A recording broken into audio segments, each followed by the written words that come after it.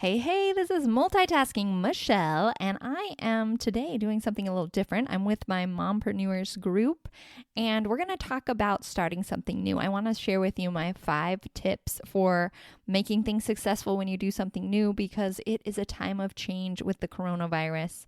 So we'll meet with them, and I'll give you those 5 tips. And remember to subscribe so you won't miss an episode.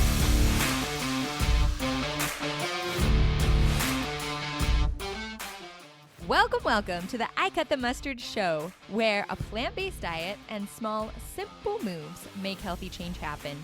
And where we believe that you already have what it takes to slice through any barrier that stands in your way. Shing!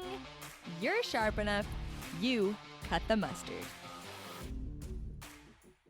Hey guys, welcome to episode number 10. I'm so excited to do something a little bit different this episode. And I'm with my mompreneurs group, and we're just talking about starting something new. I'm teaching them a little bit about how I started the podcast. And I just wanted to start off by interviewing each of these mompreneurs and just get a little bit more info about what it's like to start something new. So are you guys ready to go? Yeah, sounds good. Perfect. Well, let's start with you, Melanie. Tell us a little bit about yourself and and your business. Great. I'm Melanie Albright. I own Bright Moments, and we create space and time for service-based entrepreneurs. And we do that by supporting them with administrative tasks and strategic planning to make sure that things are automated and running smoothly for them so they can get back to what they love to do, what the reason they started their business in the first place. All right, awesome. That sounds like a lot of fun. So just empowering women entrepreneurs to just do what they do best. Perfect. Yeah. So are you interested in starting a podcast, and why would you be interested in doing that? Yeah, I've been interested for a while. It's one of those things that have been on the back burner for me. And the reason is I listen to a lot of podcasts and I understand um, the ability to share information and create an overall brand awareness, but also, that education piece because I have a business to business. Um, business. It's helpful for me to learn from others that have gone before me, but also to help those who are just starting out. So whether it's a virtual assistant or another service-based business, I feel like I have things to say. It's just been kind of put on the back burner for a while. Yeah. Can you tell us a little why? What do you think has been holding you back from starting? Well, I think I have the content. I just feel like sometimes I get in my own head that it's boring information. So when I'm talking about software and technology and things, the details of what we use and what we do, sometimes that comes across as in my own mind. It's exciting to me, but not necessarily to others. And so I've just kind of gotten stuck around the idea. Yeah. Well, can you tell us maybe one other thing in your business there's so many things that you start new in a business. So can you tell us maybe one other thing that you've done in the past that was completely new and how you were able to maybe overcome some of those barriers? Sure. So a few months back, I decided to, so with my team, I have a team of virtual assistants that I work with, and they've been doing an amazing job of, implementing the different plans and projects, checking off our list for our clients. And part of what I offer to our clients is that I work with them on the planning piece, the strategic planning in particular, and we work together on that, and then my team implements what we've planned. And so what's really worked out better is if I can offer other businesses just that time of just strategic planning. They have maybe a team already in place, or they're willing to do the work themselves. They don't necessarily need us to do all of the things. But kind of separating that out And I was a little nervous because I felt like, what value does that really bring if I'm just helping them create a plan, which most of the clients I work with kind of have an idea of what they want to happen. But the value really is me from an outside perspective seeing, okay, this, you need to have this in place, or let's just create at the very least a list of what needs to happen, because everything's kind of floating around in their heads. And just offering that, as a strategy session, as separate from anything else that we do. And there's been such a good response, but I was a little nervous pulling that out of our, overall services, because not that I didn't see the value, but I just didn't know how it would be perceived from potential clients, or even current clients too. Yeah, that sounds great. So, I guess what I'm hearing you say is that you were nervous about the value of something that you wanted to offer and if it would be well received, but maybe just kind of walking through and thinking about what that value might be from the outside and how important that can be to them. That really like helped you move forward with that. Right, exactly.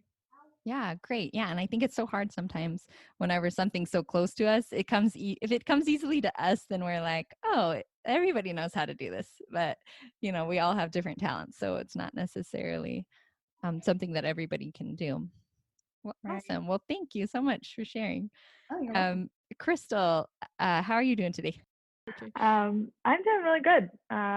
Excited to be a part of your podcast today. All right, awesome. Yeah, and we talked a little bit before we started the podcast about how you were interested in doing a podcast in the future. Yeah, I am definitely in a season of starting new things. I'm a professional photographer from Ohio, and we just moved to Indiana back at the very first part of March, right before all of this COVID-19 stuff exploded. And I moved here not knowing anyone. So I quickly had to figure out some new strategies for developing a client list and getting connected and networking. Um, so I am definitely interested in starting a podcast. I hadn't thought about it before now, not for any other reason other than I just hadn't thought about it. So I definitely think it could be useful, especially in this time of social distancing and just trying to get connected and um, on all sorts of platforms. Well, I'm really excited that you're excited to do a podcast as well, and that's a lot of new things all at one time. Were you feeling overwhelmed by all of that, and how did you move through that? Oh, I'm definitely overwhelmed. It's a lot to move states and to move in with friends for the time being, and sell a house and buy a house, and just all the crazy things that come with moving. So I'm definitely overwhelmed on some fronts, but I think that it's been awesome to embrace all of this new and hopeful time of change and navigating through the awful things as well going on in the world. um, so yeah, it's definitely a lot to take in, but I think that it's you just got to take one day at a time, and that's what I've been doing, and I've been meeting a lot of great people. um, Maybe not the way I would have liked to have met them. I'm usually an in-person type of a gal, but um, I'll take anything that I can get, and just being able to talk to other people about their stories and how they're handling this time right now. So it's definitely been encouraging to see how other people are handling it, and the hurdles that they're jumping as well. Yeah, I really like that. I liked how you were just focusing on the possibilities that are available now and with all the change. And you just seemed really optimistic that whole time you were talking. So, what do you think are some of the possibilities or the benefits that you're experiencing right now? Well, obviously it's hard to meet up with clients or potential business partners in person, but I'm definitely um, sharpening my skills as far as networking online and using Zoom and branching out my social media efforts. So I think that this is an excellent time to hunker down and learn some new things and get some advice from people that have done this way longer than I have. Um, I'm basically approaching this season of my life as a sponge, and I'm taking all of the information and the tips and tutorials and any kind of educational material that I can possibly get, because I think that there's value in listening to other people's stories and other people's advice, um, and just being able to share with one another. We're all experiencing this on a variety of different levels, and I think that it's it's an excellent time to come together and to learn from people that maybe you wouldn't have reached out to if things were normal and you were building a business um, from the ground up on a normal everyday basis. I think this is an awesome time to get to know new people and to branch out any way that I can. Well, very awesome. I love your attitude, and good luck with moving to this new place and being successful here, even though it's kind of a tricky time. Thanks so much. Yeah. So we're going to end with Victoria. Victoria, how are you doing today? Yeah, I am doing good, Michelle. How are you? Great, great. And Victoria, I know we're kind of all in the mom group and not everybody's interested in podcasting, but tell us, are you interested in starting podcasting, or is there something else new that you're kind of looking into lately? So I own Tiger Lily Tea Events. So I bring tea parties to you as a private chef. So I really haven't thought about a podcast. Actually, my husband has, wanting to do that.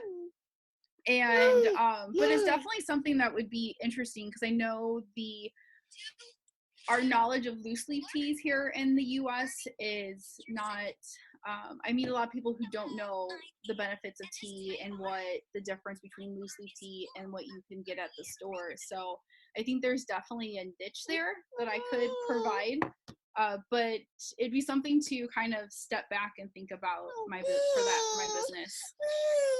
Yeah, that would be awesome. And I know your daughter's there. Everybody's kind of together during this time, right?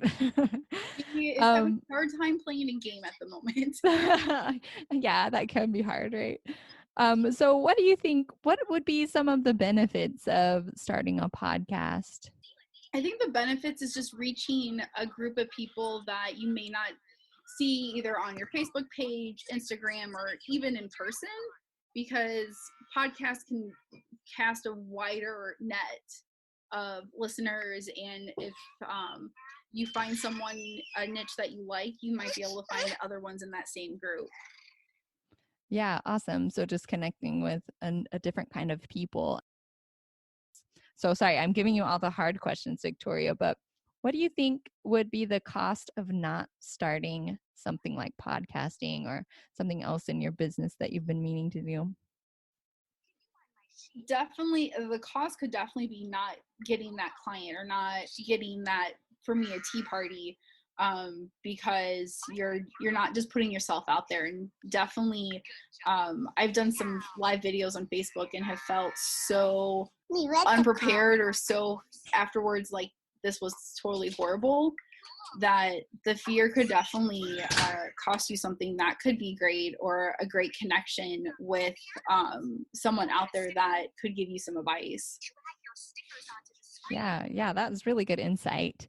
So I guess just to broaden the perspective a little bit, not just podcasting, but just starting anything new, you have the opportunity to meet new people, like we talked about already, and make connections and learn more about yourself and grow yourself. So those are all really great. And yeah, I just wish you all well on your businesses. And thanks so much for being on the podcast.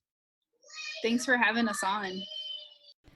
Okay, so we all know the feeling, whether you're starting a business, if you're just starting your new diet or lifestyle, or maybe you've got the coronavirus and you're stuck inside all day, so you're trying to figure out how to balance kids and work and just all the schedules in school and everything. There are new things happening all the time. So now it's time for me to give you my 5 tips for success during this time. Tip number 1 is to find your why. Your why, not your why, right? Find your why. Where could it be? So by that, I mean, figure out why it is that you want to make a change. Whatever you want to start that's new, why do you want to do that thing? What's important about it to you?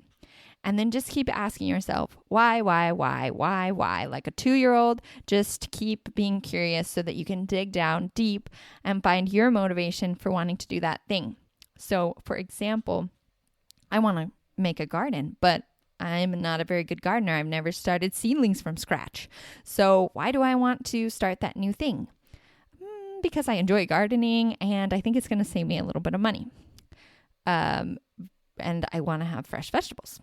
So why is that important to you? Well, I kind of answered. I want to start a garden because I want to have fresh vegetables. Why is that important to me? Because I think they taste better and I love vegetables. And why is that important to me? Because I found that in my life that fresh vegetables and eating healthy really helps me stay energized and have a better life, right? So that kind of takes it down to where I have my motivation. Me doing a garden is going to help me relax and it's going to help me have a better life because I'm going to be healthier and I'm going to have great tasting vegetables, right?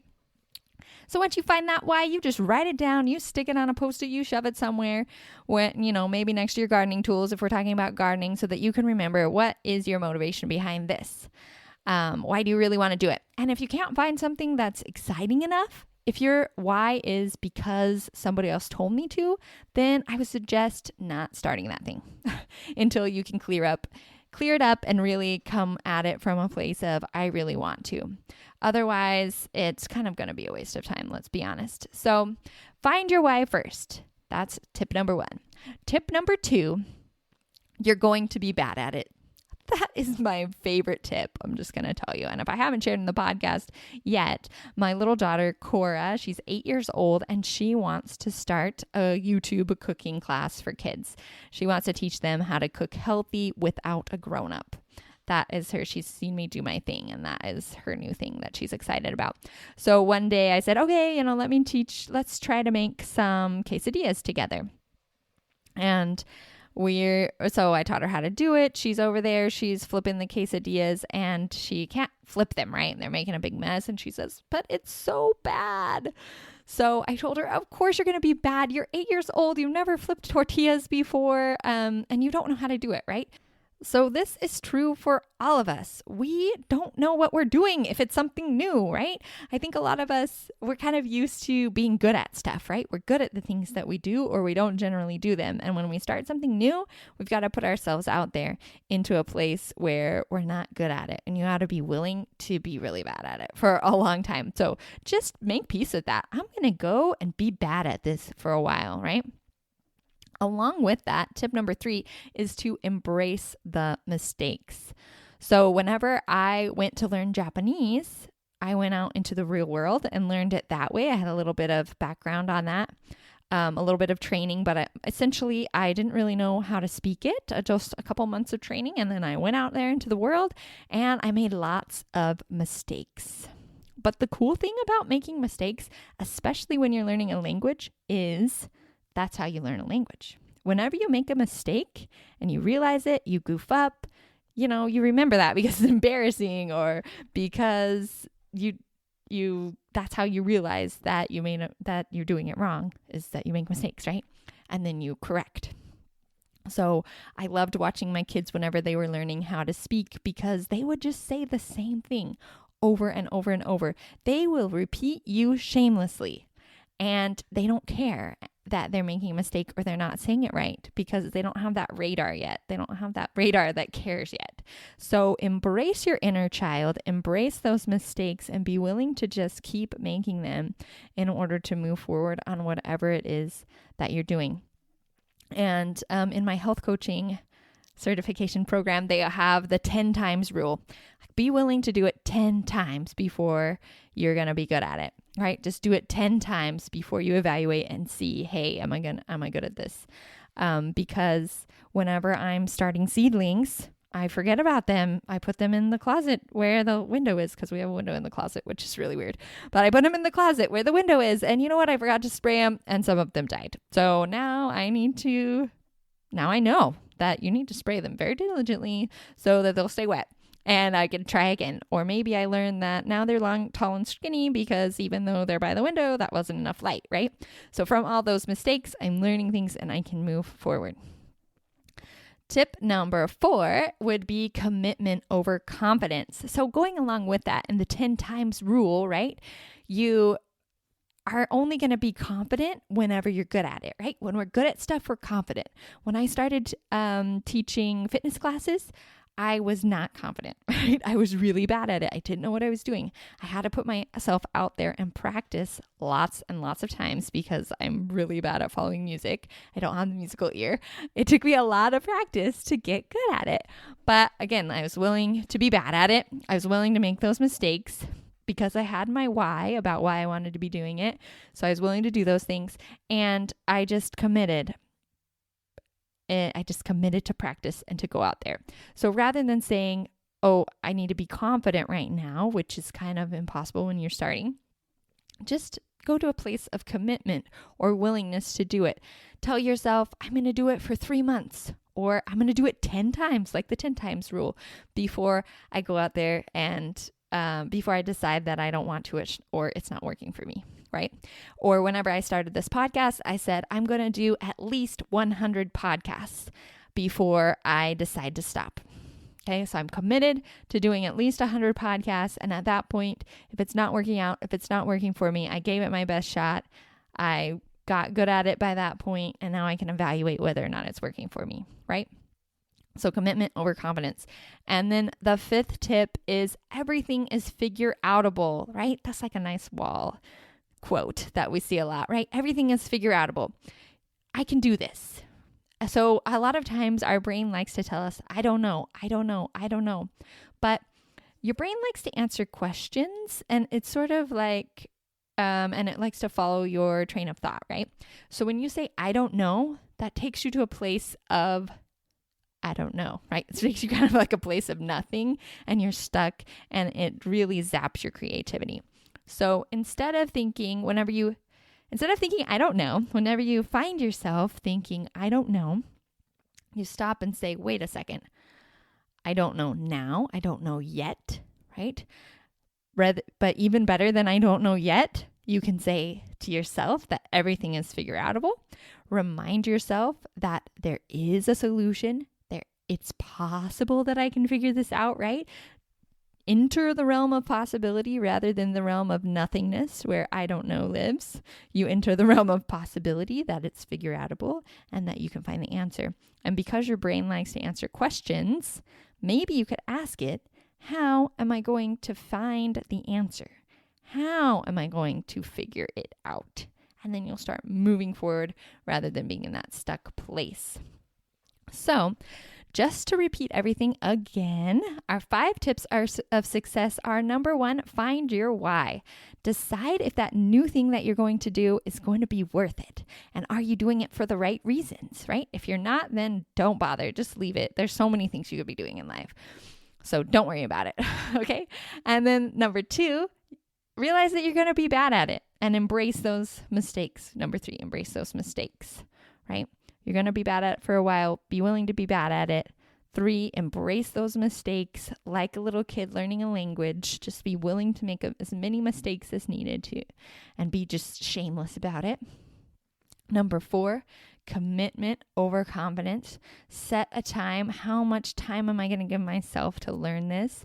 Or is there amount of time that I can dedicate to this to decide whether or not it's going to be useful in my life, right? Maybe I do gardening for a while, and then maybe I decide to do it for 5 years. And after 5 years, I think, man, I still just do not have a green thumb. And this is really terrible. And I could be spinning and it's starting to be frustrating. It's not giving me all the results that I want. Then I'm going to set that aside and I'll go try something else. Maybe I'll go play the piano. I don't know. So then again, remembering that everything is figure outable along the way. So staying out of that stuck zone of nothingness with your I don't know thought and moving into a thought that's more like everything is figure outable. How am I going to find the answer to this? And then your homework for today, of course, is to think about what is something new for you. I encourage you to find something new that you want to do and use this process to make your life just more fun, right? It's not fun to just sit around and stagnate. We love to learn things. We love to grow, and you're constantly changing whether you choose to or not. So let's do it on purpose. Find something new during this time of change that is going to uplift your life and help you become a better version of yourself. And then if you'd like, I'd love to connect with you on social media. You can go to the I Cut the Mustard Facebook page and leave a comment on episode number 10, letting me know what's that new thing for you, or you can message me on there. Let me know what that new thing for you is. So that's I Cut the Mustard on Facebook. Thanks so much for listening, and don't forget to subscribe. I will see you next week for another episode. Bye-bye.